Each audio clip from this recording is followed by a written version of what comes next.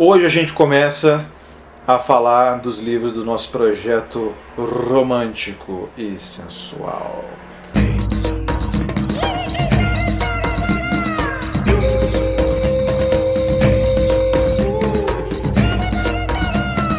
Livro de hoje, Terras do Sem Fim, Jorge Amado. Esse livraço, puta que o pariu, cara, eu tô embasbacado com esse livro ainda, cara, olha só. Cara, a Josélia me indicou esses livros. Pra quem não tá acompanhando isso aí, cara, é o seguinte, a gente tá com um projeto de leitura de 5 livros do Jorge Amado. Esse aqui é o primeiro, tá? Depois eu segui Os Velhos Marinheiros, Dona Flor e Seus Dois Maridos, Tenda dos Milagres e Tocaia Grande, tá? Um por bimestre. Primeiro bimestre, fevereiro, março, é esse aqui. Terras do Sem Fim é o primeiro livro que a Josélia mandou a gente ler. Foi publicado na década de 40, em 43, se eu não me engano, virou filme em 48, pouquíssimo tempo depois. Puta, velho, que história fantástica, velho. Olha, eu tô assim, acachapado, cara, com a qualidade narrativa do Jorge Amado, com a capacidade que ele tem de criar personagem, de criar história, enfim, mas vamos falar disso por partes, tá? Esse livro aqui caiu, já mencionei isso, foi livro mandatório no vestibular da Federal do Paraná, quando eu passei no vestibular, no ano que eu passei no vestibular. Mas eu fazia cursinho, então não li os livros, os professores contaram pra mim, cara, a melhor coisa que eu fiz foi não ter lido esse livro na época do vestibular, cara. Porque na época do vestibular você tá pilhado, eu pelo menos estava pilhado, né? Olha, quando eu fiz faculdade de jornalismo, isso, eu entrei em 2006, né? Ó, faz tempo. A concorrência tava tipo 30 candidatos por vaga. E eu tava já no meu segundo vestibular, cara. Não, no meu terceiro vestibular, cara. Eu tava tipo na linha de corte já, cara. Meus pais estavam falando assim, ó, velho, assim, eu tava morando sozinho aqui em Curitiba, né? Os caras falaram assim, ó, não sei se vai dar pra você ficar aí depois que você bombar nesse vestibular aí, não sei o que. Puta que pariu, que merda. Então eu tava numa pilha de nervos, cara. Imagina o emocional que eu ia ter, cara, pra apreciar uma obra dessa aqui. Não ia ter, né, nenhum, cara. A prova disso é que nesse mesmo ano eu tava fazendo autoescola e tava lendo O Idiota do Dostoiévski. Não terminei O Idiota do Dostoiévski e nem passei na autoescola. Então você já tem uma ideia do que você pode fazer nesse ano, cara. Então assim, crianças do mundo inteiro, se vocês forem fazer vestibular, vocês dão uma olhada na lista de livros que tem. Se tiver algum livro ali que pareça bom, cara, não leia, tá? Lê só as coisas ruins. Se cair José de Alencar, pode ler. Se cair, enfim... É sacanagem falar isso. Vamos falar de Terras do Sem Fim de Jorge Amado, então. Terras do Sem Fim não exatamente especifica uma época cronológica da história, mas mais ou menos se passa ali entre a década de 10, década de 20, quando teve o boom cacaueiro ali na Bahia, né, cara? A Bahia foi... ainda, não sei se ainda é, mas provavelmente sim, cara. Acho que ainda é o grande polo agrário do cacau no Brasil. O Brasil hoje é uma puta economia de cacau importante, né, cara? Inclusive foi um dos pilares da República Velha, né? Cacau, borracha e café, obviamente. E essas terras elas foram distribuídas para as pessoas. Não lembro exatamente quando, cara. Faz muito tempo que eu fiz essas aulas de história, cara. Muito tempo mesmo. Eu tô puxando da memória da minha época do vestibular também. Aliás, as pessoas não acreditam que eu faço isso, mas eu tenho uma memória considerável para as matérias do vestibular, acho que por causa do trauma que eu tive na época que eu estava estudando. Mas bom, então eles começaram a distribuir terra para as pessoas, começou tipo uma corrida pelas terras ali, pelo plantio do cacau, né, cara? Então basicamente o que as pessoas faziam? Pegava ali uma terra, plantava ali e tal, e para aumentar a fazenda, os caras, os grandes fazendeiros, os coronéis, eles faziam o que o Jorge Amado chama nesse livro de cachiche, que é a grilagem, né, a famosa grilagem. Pega os papel velho, chega ali e fala, ó, essa terra aqui é minha, tá aqui, ó, registro, não sei o que, pá, tá tudo registrado, agrimensurado e etc, e você, por favor, pique a mula daqui, que essa porra dessa fazenda, essa plantação de cacau que você tá plantando é tudo meu. E daí os caras faziam esse... que é um troço que é super recorrente ainda hoje, nesse oeste mais selvagem do Brasil, ainda tipo rola bastante, enfim. Não é segredo pra ninguém. Então assim, esse livro aqui ele começa com um barco indo do Nordeste pra Bahia, então indo pro Sul, né? Porque é engraçado porque o nordestino, uma vez o Ariano Suassuna, eu fui na palestra do Ariano Suassuna, ele falou isso, que o Ariano Suassuna considera o pessoal para baixo da Bahia todo o Sul, né? Assim, então, tô indo lá pro Sul, enfim, né? São Paulo, Sul, Rio, Sul, enfim.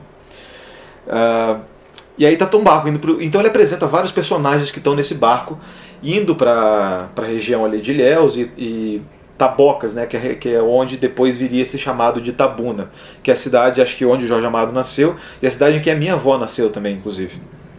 Então minha avó é uma baiana porreta de Itabuna.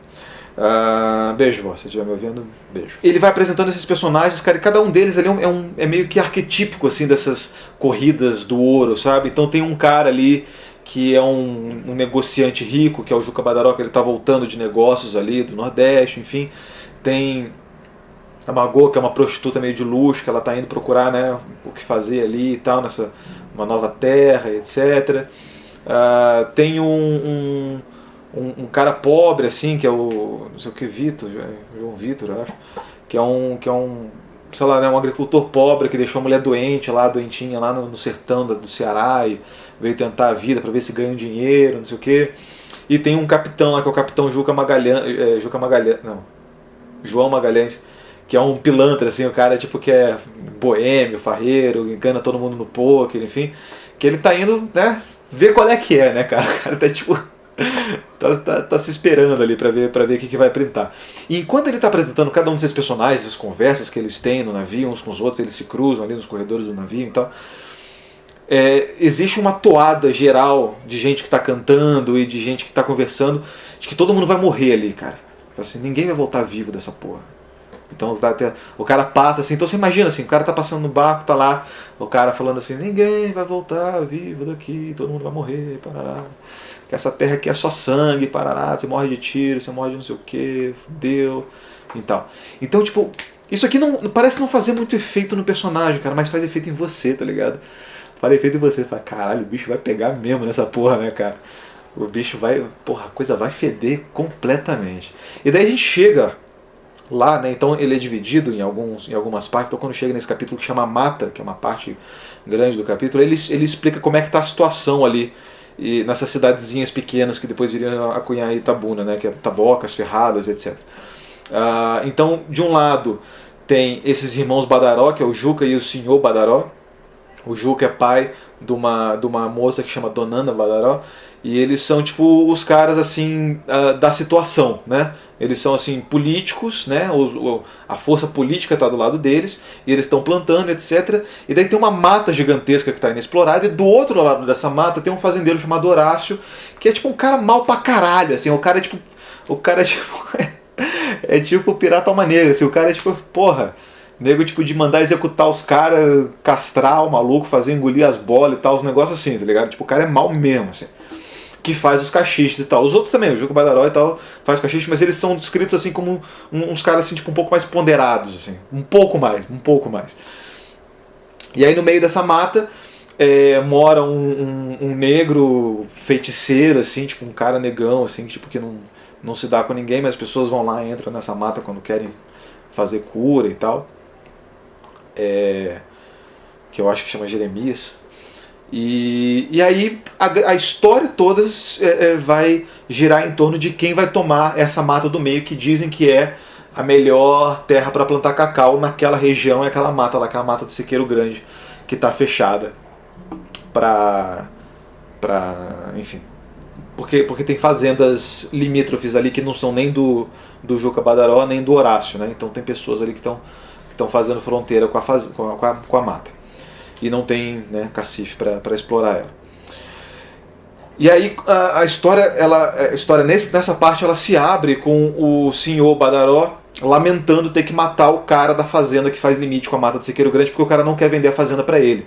E o cara fala assim, puta, mas o cara nunca fez nada pra gente, né? A gente vai ter que matar o cara, puta que chato, né, cara? Não sei o que. E aí ele manda dois atiradores para fazer tocaia, né? Porque é assim que as pessoas matam as pessoas ali. Então os caras fazem tocaia, espera o cara na estradinha, o cara passou, pá, né? Então é assim que estabeleceu, inclusive, a ordem política anterior à história, né? Tipo, eles falam, tem uma hora que o Jorge Amado ele contextualiza, que ele fala, tipo, foram os policiais que tentaram ser nomeados delegados aqui, mas o Horácio mandou matar todo mundo, então tipo, ninguém tem coragem de ser nomeado para chefatura de polícia aqui, não sei o que, então, pá. O Horácio é o cara da oposição política, né? Falei isso já, ok. E aí tem dois caras, então os dois matadores eles estão andando pela estrada e tem uma bifurcação, então o cara que diz que é o, né, porra, que é o matador certeiro, né, que é o negro Damião, que é um negão assim que tipo nunca errou nenhum tiro na vida.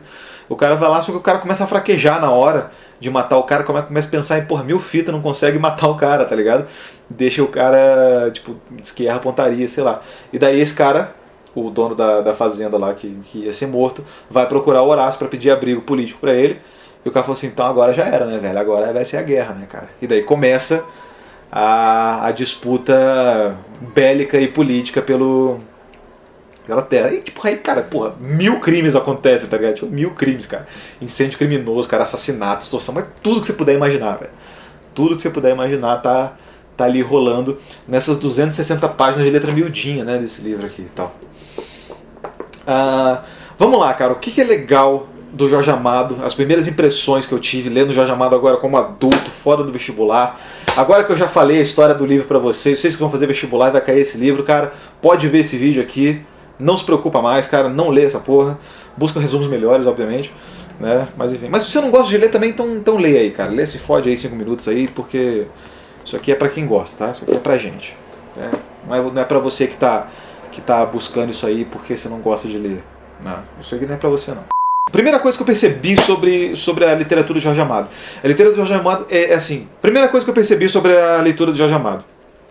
O Jorge Amado ele tem, além de uma capacidade muito grande para criar vários personagens, muito embora seja verdade dizer que muitos deles não dão em nada, porque a gente perde o fio da meada de vários deles, assim, tipo uns caras que tipo, e aí, o que aconteceu com o cara? Tipo, não explica. Ele tem uma prosa que ao mesmo tempo assim, ela é muito poética mesmo. E histórica e política ao mesmo tempo, cara. Isso eu achei fenomenal, essa porra, cara. Ele faz uma contextualização daquela parada como, cara, como... Eu não sei, assim, eu conheço pouco da vida do Jorge Amado.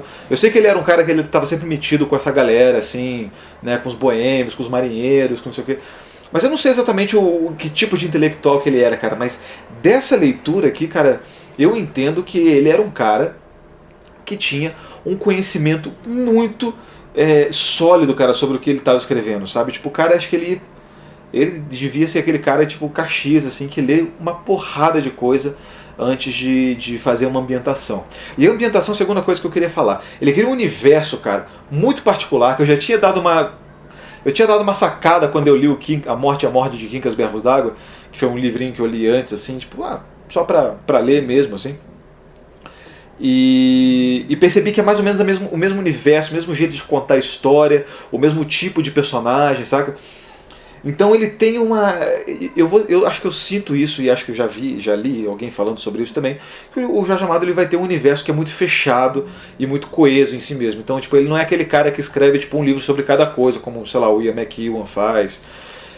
Ele é um cara que cria universos, né, cara? Não universo tipo esse cara do Guerra dos Jogos aí, mas, tipo, enfim, vocês entenderam, né, cara? O cara faz uma vida inteira ali de literária muito particular, de personagens, ambientações, etc. Tanto que ele tem livros que chamam, né, o ciclo da Zona Cacaueira, o ciclo do Sertão, né? Enfim, tem as coisas lá da Bahia, lá do Pelourinho, enfim. Então, tem isso também.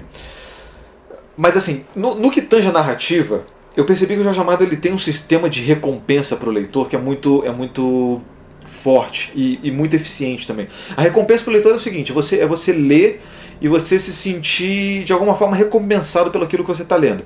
Então, assim, o que ele faz aqui nesse caso? São vários arcos de história que se fecham em si mesmos. Ele conta várias histórias dentro das histórias, causinhos assim para você, tipo, ficar com a curiosidade aguçada sobre a personagem, né? Então, ele não vai descrever um cara, ele não vai passar tipo 2 páginas falando como é que o cara era, não sei o que. Ele vai contar uma história sobre esse personagem para você ficar mais ligado nele, né?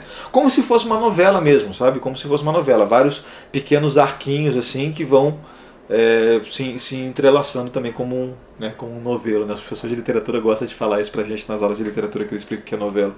Mas é isso mesmo. Tá? Então ele faz esse sistema. Então assim, não é chato ler ele. Pelo contrário, é super legal e você fica querendo saber mais dessas histórias que ele conta. Você sente que aqui dentro, assim, a cada história nova que ele conta, você fala, cara, que outras histórias que o cara vai tirar do chapéu, né? E podem não ser exatamente histórias assim super originais, mas são histórias que servem muito bem para aquele contexto específico que ele está fazendo e servem muito bem para te prender mesmo como leitor, para te prender na história. né? Fora isso, ele tem passagens assim que são muito tocantes. Ele usa figuras de linguagem que são muito interessantes.